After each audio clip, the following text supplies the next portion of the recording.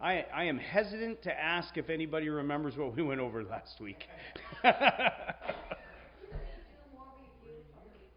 Yeah, that would probably be best, wouldn't it? Because last week was a little heavy theologically and was like a big segue. But we're going to go through another big segue today because it is the celebration this week of Hanukah. Yay! And we already went over Hanukah, so this should be really easy for you. What is the celebration of Hanukah? What's that? That's true. There is the celebration, and we're not sure where exactly the entire story of the miracle of the lamp comes from, but the lamp stayed lit for 8 days, where it only had enough oil for 1 day, and they had to replenish the oil with kosher oil, obviously, and so it took a while for them to get that oil, and so it was a miracle that the lamp stayed lit for 8 days. When did that happen? What was the context surrounding that occurrence, that miracle? The Maccabean War, and the Maccabean revolt against the Greeks had taken place. You remember that Antiochus Epiphanes had taken over Jerusalem. He had defiled the temple, and then the Maccabean revolution took place. They reconquered Jerusalem, reconquered the temple, and they rededicated the temple, right? And that is Hanukah. Hanukah is the celebration of the rededication of the Second Temple. And it was around 170 BC is when that took place. So when we went over it, we were talking about the celebration of the Feast of Dedication in John chapter 8. And was it 8 or 9? I got to look it up. Or 10. It's obviously 10 because it's right there in front of me. Okay, so John chapter 10, verses 22 to 24. Now it was the feast of dedication in Jerusalem, and it was winter, and Jesus walked in the temple in Solomon's porch. Then the Jews surrounded him and said to him, "How long do you keep us in doubt? If you are the Christ, tell us plainly." So you remember that story, and we went and looked at the Old Testament fulfillment of the prophecy from Psalms that God would be in the assembly, right? And he would he would confront the unjust rulers, those to whom the word of God had come, right? And that was the Feast of Dedication. But so in Judaism, the celebration of Hanukah is a celebration of that occurrence, and it is a celebration that reaffirms the ideals of Judaism, is what they celebrate today. Here's a trivia question. How many candles are on a menorah? 7, 8, 9. Okay. Well, anybody else want to give it a shot? 12? You were thinking one for each of the 12 tribes of Israel? Or you just threw that out there? It's a good number. Okay, so there is, whoever said, yes, what? Whoever said 7 is absolutely right. Whoever said 9 is absolutely right. Both are absolutely right. Whoever said 8 is wrong. Sorry. Okay, why are both... Does anybody know why, besides my wife who Googled it, does anybody know why both of those answers are correct? Because you can buy both of them on Amazon. Okay, well the difference is this. The 7-candle menorah, or 7-lamp menorah, was the menorah that was from the Old Testament in the temple. right? It was only to be lit in the temple.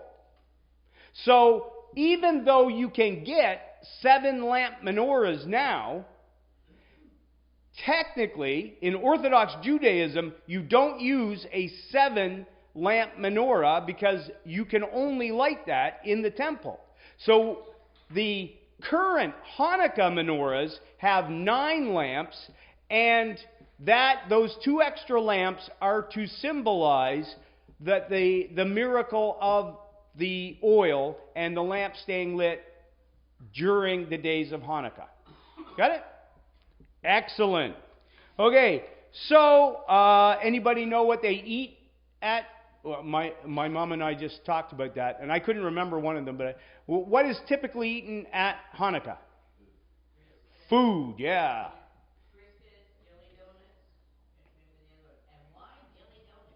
Why jelly donuts?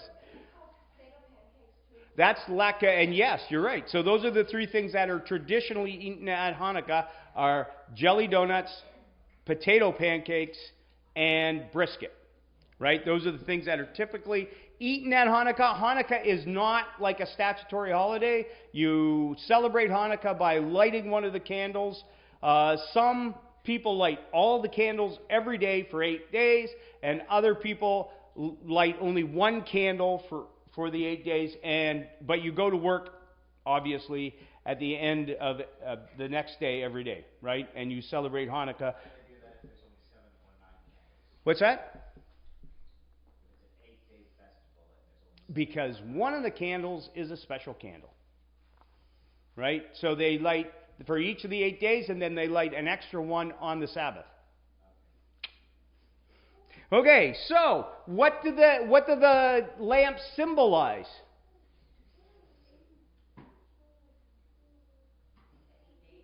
8 days. Very good. That is one of the symbolisms of the 8 candles, or the 9 candles, is the 8 days. Very good. But that's not all they symbolize. So usually we just look at the 7 candle menorah for the symbolism of the lamp. And anybody have any idea what those 7 candles represent?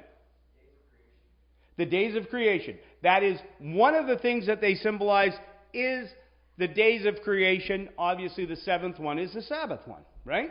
So that is what typically they are seen as, but obviously Judaism has become much more secular, and so the symbolism is also they symbolize the wisdom or branches of human knowledge, and therefore they are the ability to understand and draw conclusions is one. Knowledge of nature, like chemistry and physics, is another. Knowledge of the soul, like psychology. Knowledge of biology, music, metaphysics, and the knowledge of the Torah. Right? Those are the symbolisms of the lamps. Okay, so do we celebrate Hanukah, or can we celebrate Hanukah? If we want, we can take anybody's holiday. Yeah. That's typical Christian attitude, isn't it? We'll celebrate Christmas right now. Anyways, what exactly is our celebration of Hanukah? And you guys should get this right off the bat because we've gone through this. The Advent? Lighting a candle on Hanukah? But what is Hanukah signifying for us, especially since we went over the Feast of Dedication in the Gospel of John, and Jesus walking in the temple, and Jesus is the light of the world. Yay! The light of the world is part of it. Actually, he mentions the light of the world when he goes over the festival of which other festival? Which is a God-ordained pilgrim festival. Feast of Booths, because they lit the lights for the Feast of Booths. But for the Feast of Hanukah is the dedication of the temple.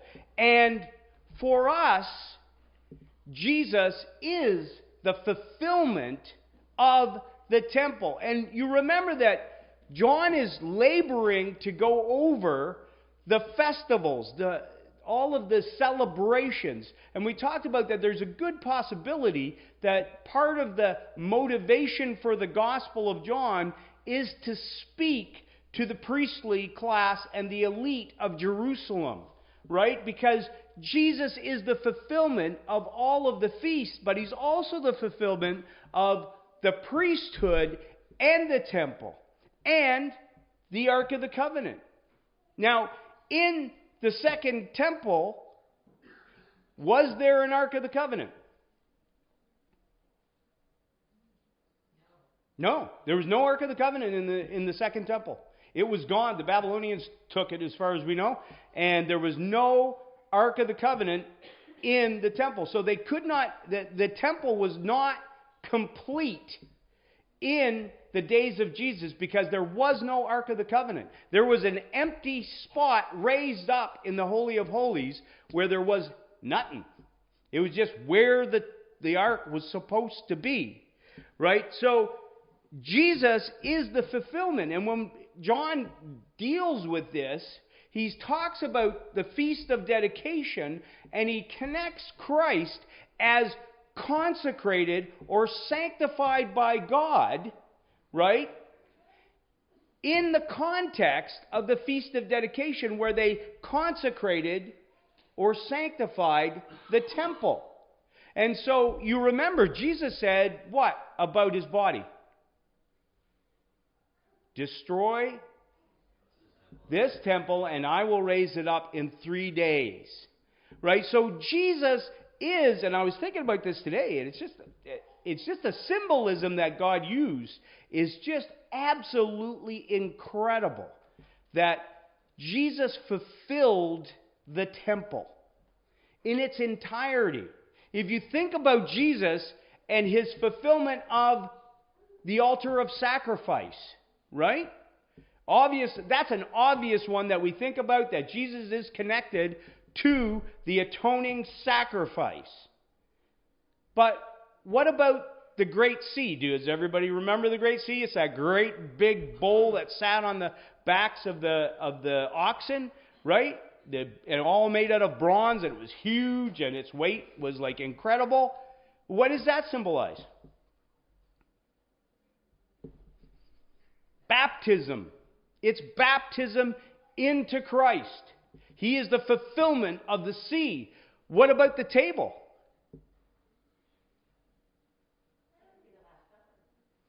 Well, not necessarily. The table had the showbread on it. And who is the bread of life? It's Christ. He is the fulfillment of that. Well, what about the lamp? He is the light of the world, right? He is, for the dedication of the temple at Hanukah, there was a miracle that the light lasted for 8 days until they got new oil. But Christ is the eternal light. And he is the light of life. And he will never be extinguished. Right? There is no more menorah in the temple. It's gone. Right? Its light has been permanently extinguished. But Christ is the light. Okay, how about in the Holy of Holies, there's the Ark of the Covenant. How is Christ the fulfillment of the Ark of the Covenant? So what was in the Ark of the Covenant?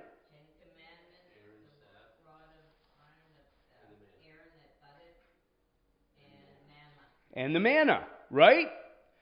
Is Christ the fulfillment of each one of those? Absolutely. So below the mercy seat is the contents of the Ark of the Covenant, and he fulfills each one of those things in himself. He is the fulfillment of the rod. We just went over that. He is the good shepherd. His rod and his staff, they comfort us. He leads his people. He is their guidance. He fulfills the rod. Does he fulfill the manna? Well, of course he does. He is the true manna that comes down from heaven, but from the Father, right? Is he the fulfillment of the law? I hope you all know the answer to that one, right? He is absolutely the fulfillment of the law. And so if you go into the Holy of Holies, into the presence of God, you will find the true Ark of the Covenant, who is Jesus Christ. Because he has fulfilled all of those things, and the mercy seat is all about him. Jam-packed with symbolism. All of these things were foreshadowing. All of these things were shadows of the things to come, which have their fulfillment in Jesus Christ. So everything about the temple, everything about the priesthood, everything about the Ark of the Covenant, all of it was fulfilled in Jesus Christ. And so while the Jews were celebrating the Feast of Dedication, while the Jews today celebrate the feast of a dedication to a temple that does not exist, to a priesthood that does not exist, we have the reality. We have Jesus Christ, and he is the fulfillment of all those things. So when we celebrate Hanukah, we celebrate the true festival of the true eternal light that is in Jesus Christ. I thought it was pretty cool. Okay, so we have 15 minutes to go over all that I was going to go over last week, this week. Okay, so we're moving on, and this is going to come into play. This idea of the light of the world is going to come into play again in John chapter 12. And we're going to read 12:27 to 36 today. So it says, now my soul, and we remember the context of this. The context of this is past the triumphal entry. Greeks have wanted to come and gain an audience with Christ, and Philip and Andrew have come and approached him, and then Jesus starts to talk about, he indicates how you would gain an audience with him, how you would come into his presence, and that is to surrender your life to him, sacrifice your life to him, right? And then we go into John, then he goes into this dialogue about his death. And it says, now my soul has become troubled, and what shall I say? Father save, excuse me. Father, save me from this hour, but for this purpose I came to this hour. Father, glorify your name. Then a voice came out of heaven. I have both glorified it and will glorify it again. So the crowd of people who stood by and heard it were saying that it had thundered. Others were saying an angel has spoken to him. Jesus answered and said, this voice has not come for my sake, but for your sakes. Now judgment is upon this world. Now the ruler of this world will be cast out. And I, if I am lifted up from the earth, will draw all men to myself. But he was saying this to indicate the kind of death by which he was to die. The crowds then answered him, we have heard out of the law that the Christ is to remain forever. How can you say the Son of Man must be lifted up? Who is this Son of Man? So Jesus said to them, for a little while longer, the light is among you. Walk while you have the light, so that darkness will not overtake you. He who walks in darkness does not know where he goes. While you have the light, believe in the light, that you may become sons of the light. These things Jesus spoke, and he went away and hid himself from them. Okay, so we talked a little bit. We entered into this last week where we said, now my soul has become troubled. What shall I say? Father, save me from this hour, but for this purpose I came to this hour. And we talked about the problem in the Greek where with punctuation, and there is no punctuation in the Greek, or very little punctuation in the Greek. And so it makes it hard to decide where you stop and where you start in that. And some have said that it is, now my soul has become troubled, and what shall I say? Father, save me from this hour. They split that up and say, now my soul has become troubled, and what shall I say? And then he prays, Father, save me from this hour. Right? And why would they do that? Why would translators want to put in one as a question and then one as a prayer instead of the whole thing is a question? Right, because in the synoptics, Jesus prays in the garden, if it is possible, take this cup from me. Right? And so in order to harmonize, the translators made it all one, they made it two separate pieces, one a question and one a prayer. Right? Now my soul has become troubled, what shall I say? That's the question part. And then, Father, save me from this hour. That's the prayer part. Most translators don't do that. They have it, what shall I say? And then, Father, save me from this hour, as part of the question. Like, I am not going to pray that, because this is the purpose for which I came. This is why I was born. This is my reason for coming here. Okay, so we talked about that. And then it says, Father, glorify your name. Then a voice came out of heaven, I have both glorified it and will glorify it again. And so the thing about this is what is the purpose of man? Right. Can you fulfill that purpose apart from God? And what do I mean by that?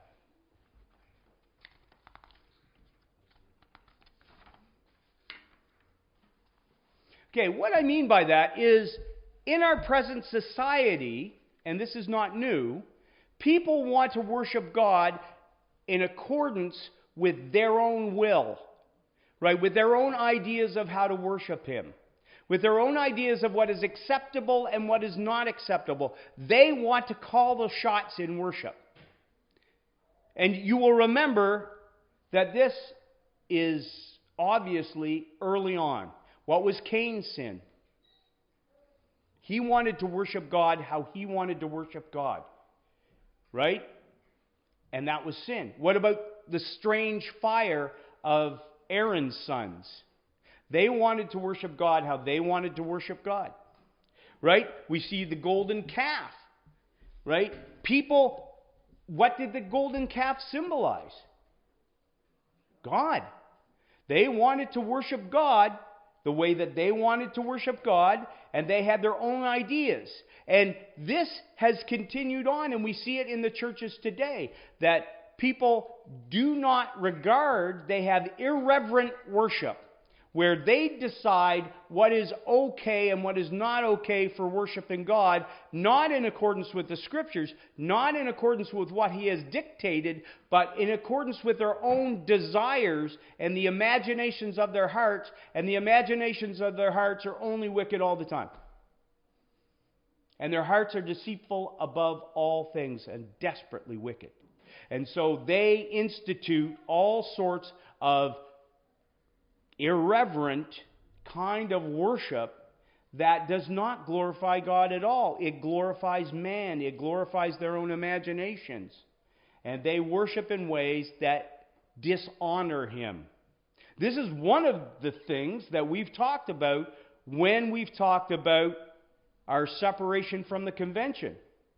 Is that the Bible clearly indicates that the leadership in the church is to be male.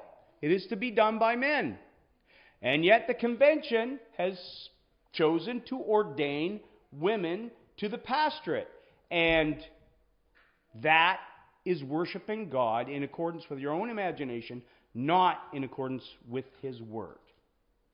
And so we still see these things happening, and yet Jesus said, Father, glorify your name.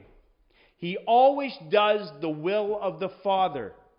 He does the Father's work. He has been sent, and He does in accordance with what the Father dictates. He only says what the Father dictates. He only performs miracles that the Father dictates. He only works as the Father dictates. Right?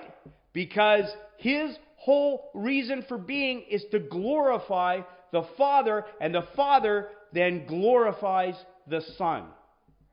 And we share in glory as we submit to God, and He works through us in accordance to His will. Right? As we imitate Christ. And Christ served the Father perfectly. So we seek to serve God perfectly in accordance with His will. Okay, so it says, so the crowd of people stood by and heard it, and heard. Let's try that again. So the crowd of people who stood by and heard it were saying that it had thundered. Others were saying an angel spoke to him. Jesus answered and said, "This voice has not come for my sake, but for your sakes." So it says the crowd of people who stood by him, right? We have, obviously, is still a bunch of people around him. The triumphal entry has just occurred. And those who stood by him heard it were saying that it thundered, or others said that it was an angel that had spoken to him. Anybody? Hayden. She is one of my most attentive students. She stares directly at me, very intently too. Anyways, does this remind you of any other occurrence? No. No. And yes, there are two other instances where a voice from heaven speaks to Jesus audibly. What are they? At his baptism and the Mount of Transfiguration. Those are the three times that he is spoken to audibly by the Father. One is at the Transfiguration, one is at the baptism, and one is here. Okay? But I'm thinking more of the response of the people to the voice. Some say it thundered, and some say an angel spoke to him. But it's implied that not everybody is getting it, what is said. What other occurrence? No, I'm not thinking of the crucifixion. I'm actually not thinking about Jesus in his humanity, or in his, what's the word I'm looking for? In his incarnation, but he's incarnated still. Right? So I'm thinking about his humiliation, right? After his glorification, I'm thinking about somebody else on a road to Damascus. Let's narrow it down a little bit here. Paul, right. So Paul is confronted by the resurrected Christ, right? And the resurrected Christ speaks to Paul. Does everybody hear and understand what is said by the resurrected Christ to Paul? No. So there's this, they understand there is this connection. The crowd definitely makes the connection between this sound, this noise, and the confirmation of the prayer that Jesus just spoke. There's no question there. Everybody got that. That was there. But not everybody. Some said it thundered. Some said that an angel spoke to him. Right? But it doesn't. The implication is that they didn't understand necessarily the words of what was spoken. Right? Which is very similar to what happened with Paul on the road to Damascus. And he gives various accounts. And that gives light to the fact that some understood, or the person who was spoken to understood, and the others may not have understood. They may have just said it was thunder. They may have said that it was an angel that spoke to them, but they didn't necessarily understand. Right? That is a distinct possibility, and that would make the most sense, right? Because the other ones would not have. We talked about the fact that when Lazarus was resurrected, one of the things that was said is, if you believe, you will see the glory of God, right? And when we look around at creation, we see the glory of God.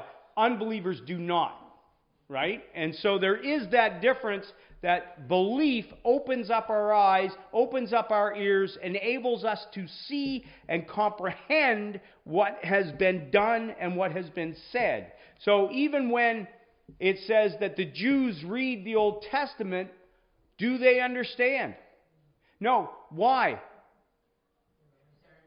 Because the veil remains. They cannot see, right? We who read, we understand, because God has revealed it through His Son Jesus Christ and by His Spirit. Right? So,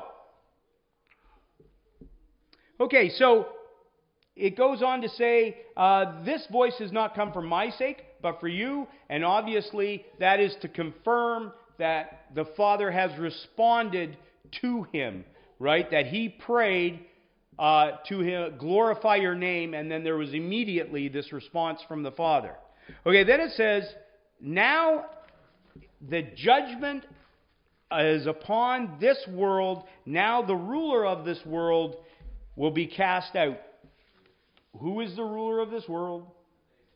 Satan.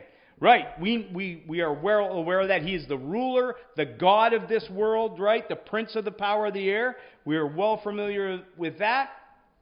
Okay? So the question is what is the judgment that has come upon the world? It's actually already been given to us way back in chapter 3. I'll read it for you. We're pressed for time. Okay. John 3:19 says, this is the judgment, in case you're at all confused. This is the judgment, that light has come into the world, and men love darkness rather than light, for their deeds were evil. So what is happening here is that this is the culmination of the judgment is at the cross of Jesus Christ. It both points to the fact that men love darkness. It is the ultimate example of men loving darkness because they crucify the Lord of glory. Right? They crucify. It is they want to kill God. That's what it means. That man, this is the lowest point of humanity when they demonstrate the wickedness of their heart by seeking to put to death God. That is it. And so this is the evidence against them. His blood be on us and on our children. Right? That the Jewish people, the scribes, the Pharisees, the Sadducees have met together and they have collectively pronounced the capital punishment against Jesus Christ, who is God in human flesh. And they have demonstrated that they love darkness rather than light. And so this is also the evidence that Jesus Christ is vindicated. Why? Because of the resurrection. Because he has the indestructible life over which death has no power. And he will break the bonds of death and he will rise again. And so this is that men have demonstrated their rebellion, that God has demonstrated his faithfulness, his steadfast love endures forever, and he has fulfilled his side of the covenant and has redeemed a people for himself, right? It is demonstrated that the Son himself is worthy. He is the Lamb that was slain and is worthy to open the seals. And it has demonstrated the impotence of Satan. Because Jesus came for what purpose? To redeem the lost. But in regards to Satan, to do what? To crush his head. I lost my thought. To crush his head, to destroy the works of Satan, right? And to, wow. When you get old and your mind goes blank, it's a terrible thing. To render powerless, as it says in Hebrews 2:14, that he might render powerless him who has the power of death, that is, the devil. Okay, so how is the ruler of this world cast out? Last question. What does it mean that he's cast out?